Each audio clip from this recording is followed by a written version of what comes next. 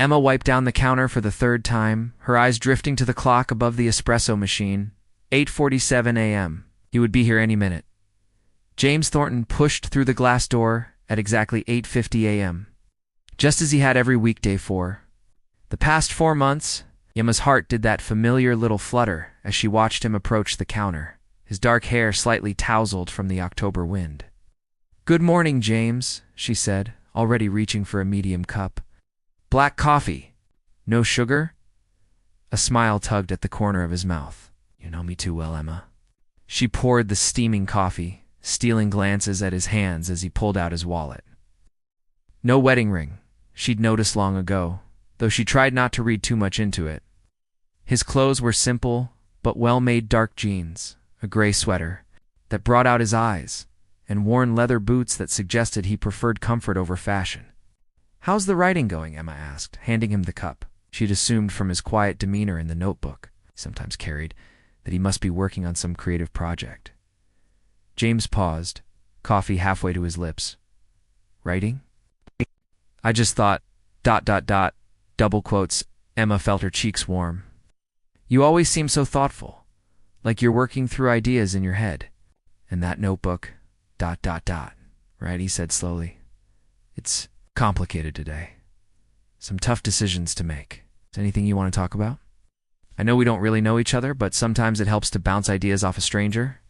James studied her face, taking in the genuine concern in her brown eyes. The way she leaned slightly forward, as if ready to listen to whatever he might say. When was the last time someone had offered to listen without wanting something in return? "That's kind of you," he said.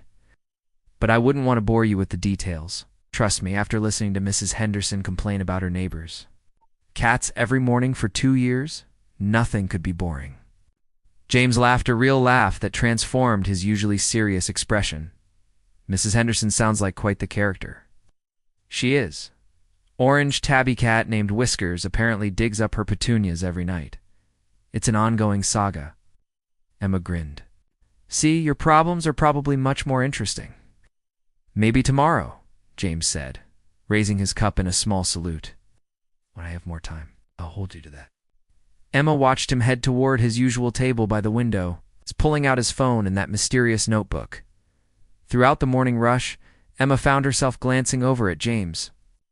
He seemed to be having intense phone conversations, his voice too low to hear, but his body language tense.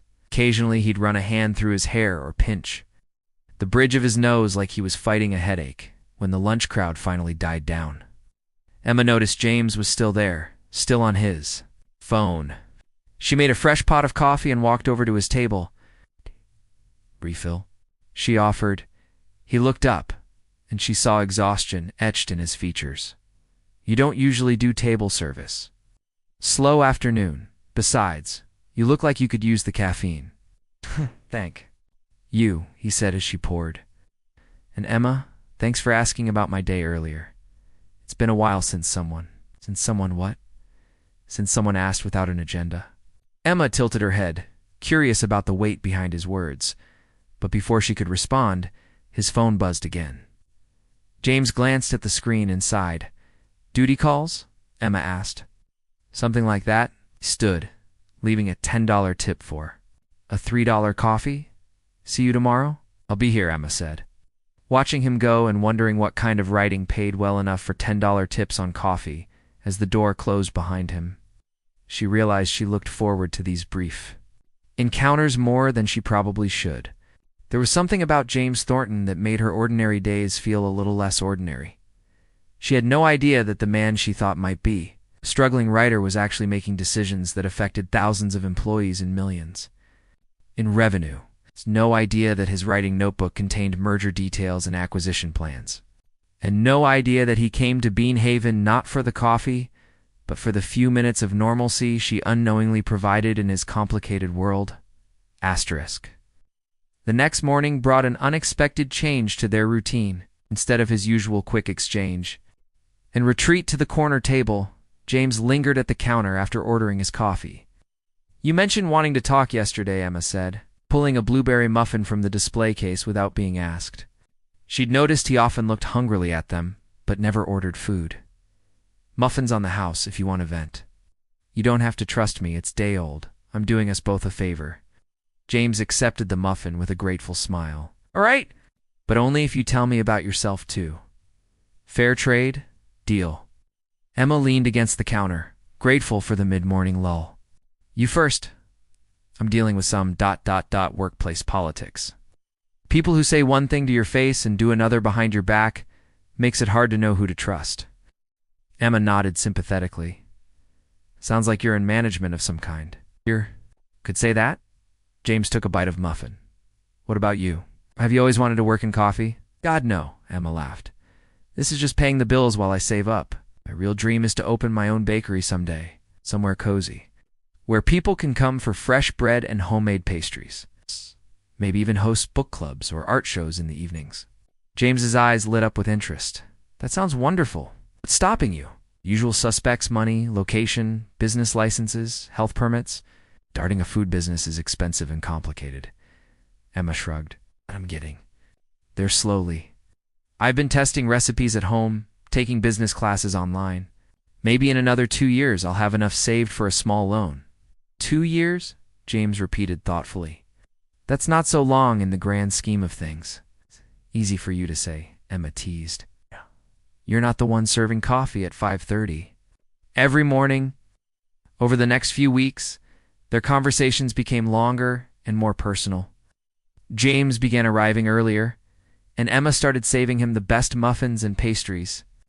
He never talked specifically about his job, but Emma gathered he worked for some kind of consulting firm, been dealing with mergers and acquisitions based on the business terms he occasionally used.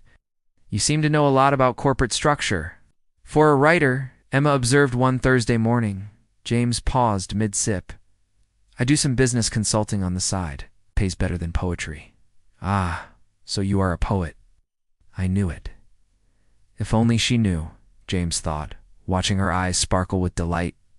At solving what she thought was a puzzle, he'd never meant for the deception to go on so long, but how could he explain that he'd been lying by omission for months? The following Friday brought an unexpected October rainstorm that sent customers scurrying for cover. Emma was scheduled to close early for a deep clean, and she was just turning the sign to closed when she noticed James still sitting at his table, staring out at the downpour.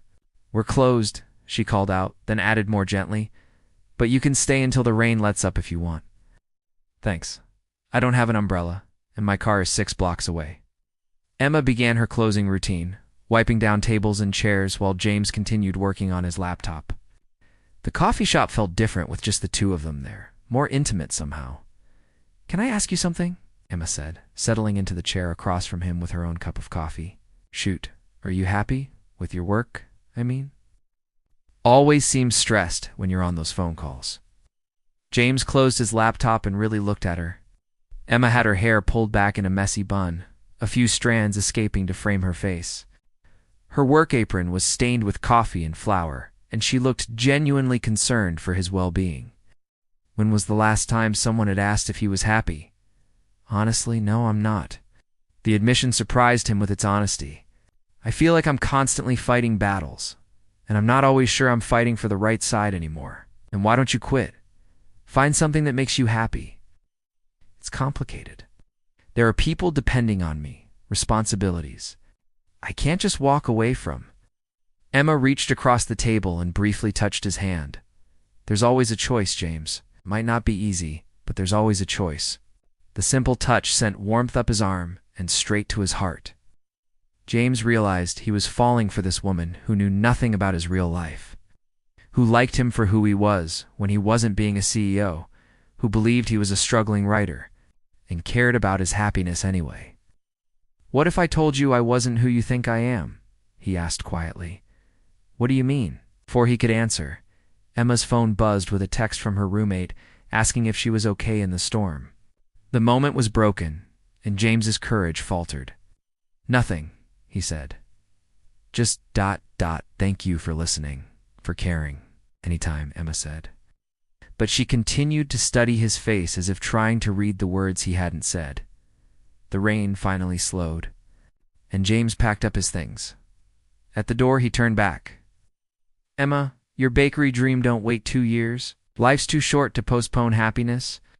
As he disappeared into the gray afternoon, Emma wondered what he meant by that and why it sounded almost like goodbye asterisk.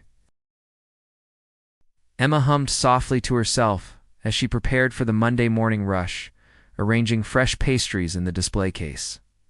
She'd spent the weekend thinking about her conversation with James. Yes, particularly his encouragement about her bakery dreams. There was something in his voice, an urgency that made her wonder if he was speaking from experience about postponed happiness. The morning regulars came and went, but 8:50 arrived and passed without James. By 9:15, Emma found herself glancing. At the door every few minutes? He'd never been late before. Expecting someone? Asked Tom, her coworker, as he emerged from the back room with a fresh batch of coffee beans. Just the usual crowd, Emma replied, not wanting to admit how much she'd been looking forward to seeing James.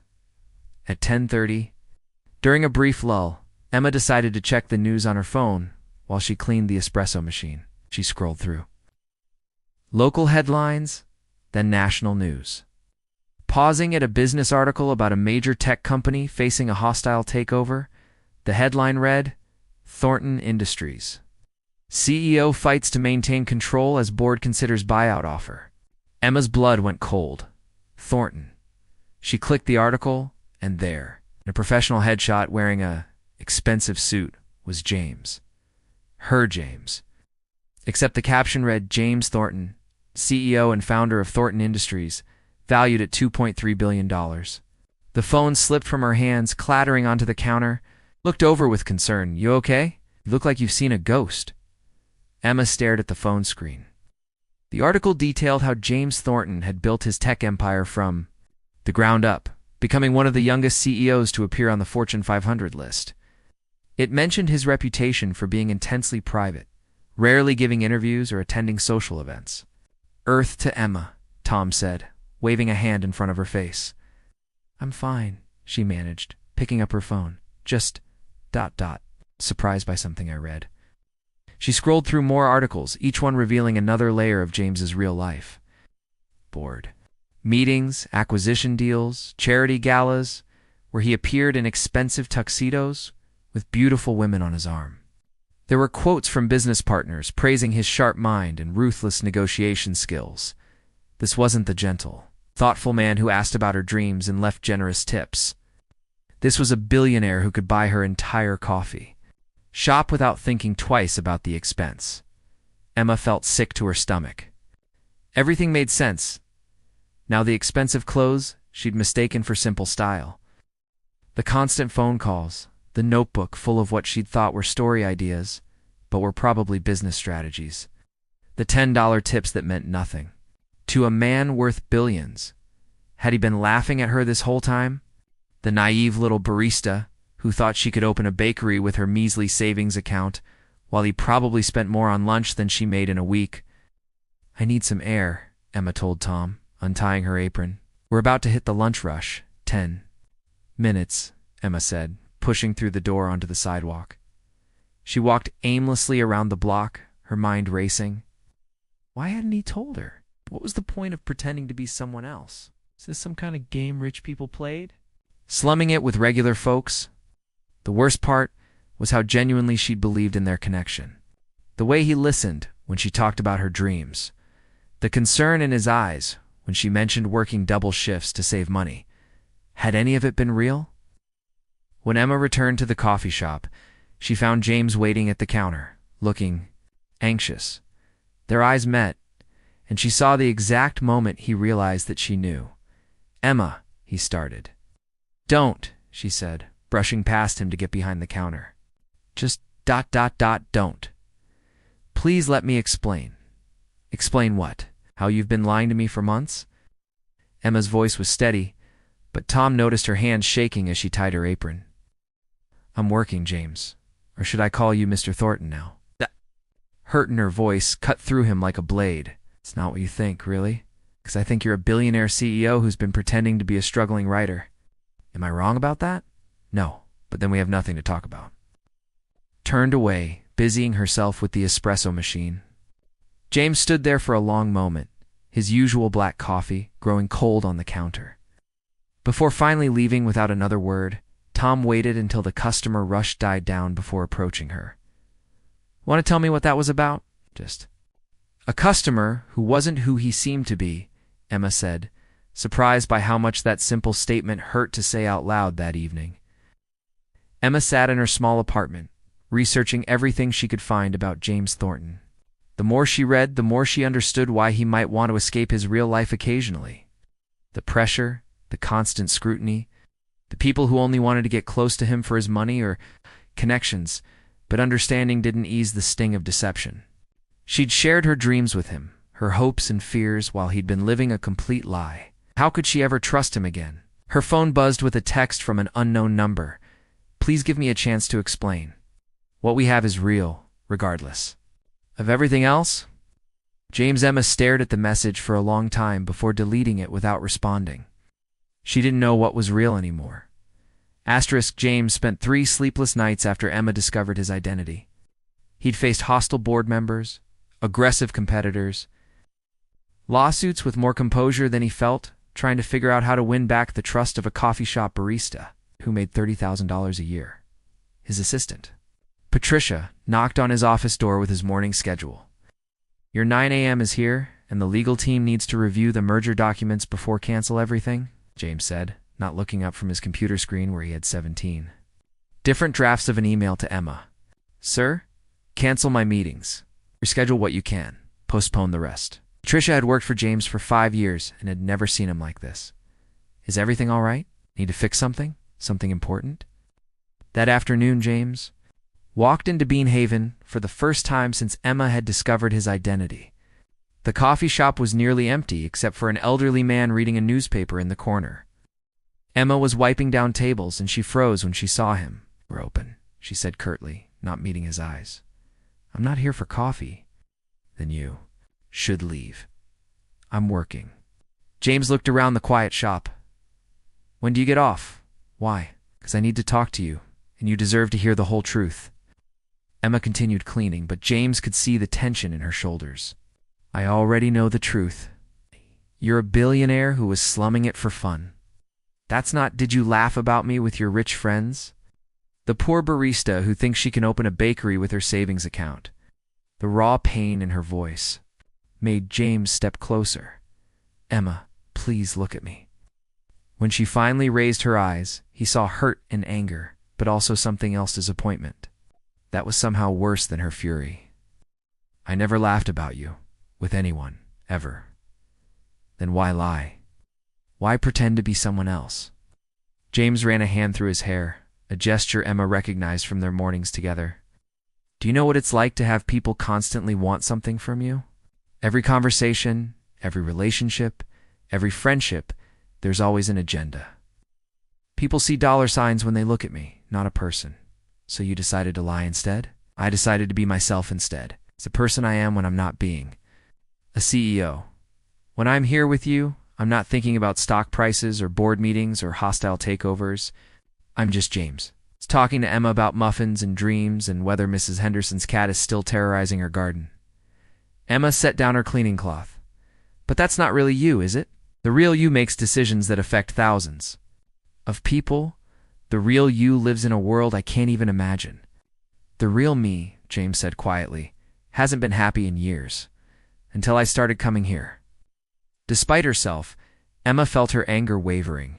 "James, ... I was going to tell you. That day in the rain, I almost did. But then I realized that once you knew everything would change, you'd look at me differently, like I'm looking at you now." "Yes." Emma leaned against the counter, studying his face. "What did you think would happen?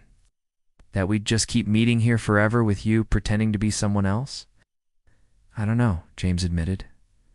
"I wasn't thinking that far ahead. I was just enjoying being with someone who liked me for me. Except it wasn't really you. It was the best parts of me." Emma's phone buzzed with a news alert. She glanced at it automatically and saw another headline about Thornton Industries. "You're still dealing with that takeover?" James nodded grimly. "The board is pushing me to accept the offer. They think I'm too emotionally invested in the company to make rational decisions." Are you? Maybe. Probably I built that company from nothing, Emma. It's not just business to Mai's personal. The board sees numbers, not vision. Emma found herself genuinely curious despite her hurt feelings. What happens if you sell? I'd be incredibly wealthy and completely purposeless, the acquiring company wants our technology, not our culture. Most of my employees would be laid off within 6 months, so don't sell. It's not that simple. The board has the power to force my hand if they think I'm acting against shareholder interests. Emma watched James's face as he talked about his company. She could see the passion there, the genuine care for his employees. This wasn't a cold corporate raider. This was someone who'd built something meaningful and was fighting to protect it. Why are you telling me this? She asked. Because I want you to understand who I really am. Yes, I'm a CEO. Yes. I have more money than I know what to do with, but I'm also someone who's been desperately lonely for years who found something real in a coffee shop with a woman who dreams of baking bread and hosting book clubs. Emma felt tears prick her eyes. I don't know what you want me to say. Say you'll give me another chance. Not James the billionaire me. It's a person who believes in your bakery dream and thinks Mrs. Henderson should get a better fence. Before Emma could respond, the bell above the door chimed and Tom walked in from his break. He looked between them, sensing the tension. Everything okay here? He asked. Everything's fine, Emma said, not taking her eyes off James. James was just leaving. James nodded slowly. I'll go. But Emma, think about what I said. About who people really are when you strip away everything else. As he reached the door, Emma called out, James? He turned hopefully. Good luck with your board meeting. It wasn't forgiveness, but it was something. Emma spent the weekend in turmoil, James's words echoing in her mind. She found herself researching Thornton Industries, reading about the company's innovative employee benefits, their environmental initiatives, and the countless charitable donations made quietly without fanfare. This wasn't the portrait of a heartless corporation, but of a company built with genuine care for its impact on the world. Monday morning arrived without James's usual appearance. Emma tried to focus on work, but she kept glancing at the clock. 8:50, 9 o'clock, 9:15. When Tom noticed her distraction, she finally admitted she was worried about a regular customer who hadn't shown up. The guy from Friday? Tom asked. Seemed like there was something heavy going on between you two. It's complicated, Emma said, just as her phone buzzed with a news alert. Her heart sank as she read the headline. Thornton Industries accepts. Buyout offer as CEO steps down? The article was brief, but devastating. James had resigned as CEO, effective immediately, citing irreconcilable differences with the board regarding the company's future direction. The buyout would proceed with massive layoffs expected within the quarter. Emma stared at her phone, remembering the pain in James's eyes when he talked about his employees. She thought about the man who'd encouraged her dreams, who'd listened to her talk about book clubs and fresh bread with genuine interest. Whatever else he was, James Thornton was someone who cared deeply about the things and people that mattered to him. Without quite knowing what she was doing, Emma untied her apron. Where are you going? Tom called as she headed for the door. To do something probably really stupid, Emma replied. She'd never been to the financial district before, but Thornton Industries' glass tower was impossible to miss. The lobby was marble and chrome, filled with people in expensive suits moving.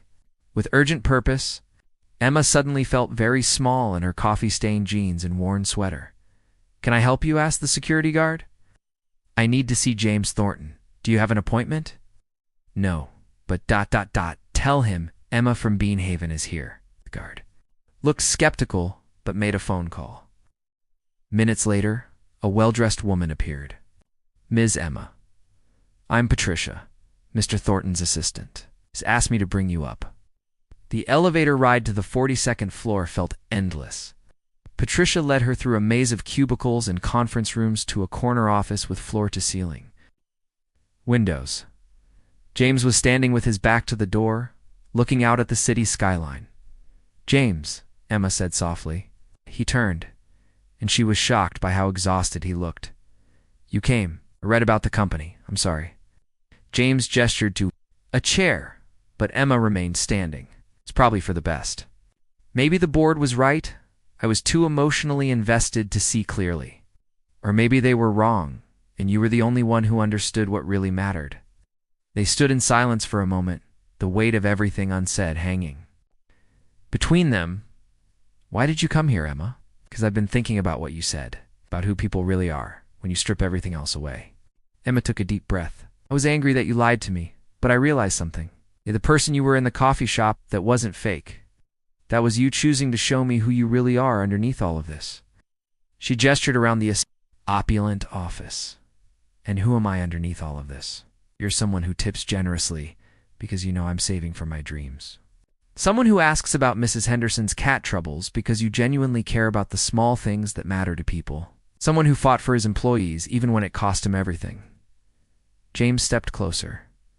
"And who are you, Emma?" "Really? I'm someone who's been afraid to dream too big because failure felt safer than disappointment. Someone who judges people by their job titles instead of their character. Someone who fell for a man's kindness and humor and then almost lost him because she was too scared to see past his bank account."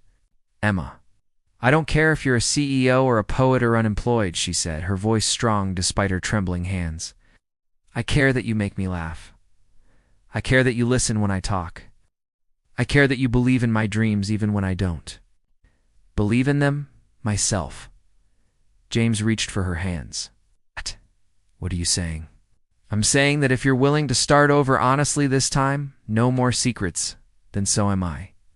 "No more secrets," James agreed, "though I should warn you, dating someone who just became unemployed isn't very practical." Emma laughed, the sound bright in the serious office. "Good thing I know someone who's hiring. Beanhaven could use a consultant, and the pay is terrible, but the benefits include all the day-old muffins you can eat. Are you offering me a job?" "I'm offering you a chance to figure out what comes next, together." James pulled her close, and Emma felt the rightness of it settle into her bones.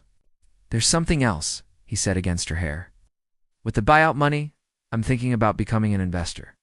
Helping people start their own businesses, pursuing their dreams." Emma pulled back to look at him. "Shh. James Thornton, are you trying to fund my bakery?" "I'm trying to fund our bakery, if you'll have me as a partner." "Silent partner," he added quickly. "Your vision, your recipes, your dream. I just provide the capital and maybe handle the business side of things. Shh. If it fails, then we'll figure out what comes next. Together." Emma stood on her tiptoes and kissed him, tasting possibility and new beginnings. When they broke apart, she was grinning. "So, partner, what do we do first?" James smiled back, the weight of corporate responsibility finally lifting from his shoulders. "First, we get out of this office. Then we go look at some potential bakery locations. Tonight, we have dinner somewhere that's not a boardroom or a coffee shop." That's perfect," Emma said, taking his hand. "But James, time you have a secret that big, just tell me. I might surprise you with how understanding I can be."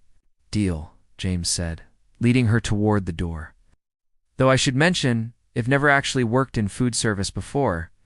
"Don't worry," Emma laughed. "I'll teach you everything you need to know about coffee and about dreams coming true. When you least expect them." They left the gleaming tower behind, neither looked back. We're too busy planning their future, one honest conversation at a time. 6 months later, Emma's kitchen opened in a charming converted brownstone. With James working contentedly behind the counter, learning the art of the perfect latte from the woman he loved. And every morning at 8:50, he still ordered a black coffee, no sugar. Some traditions were too precious to change.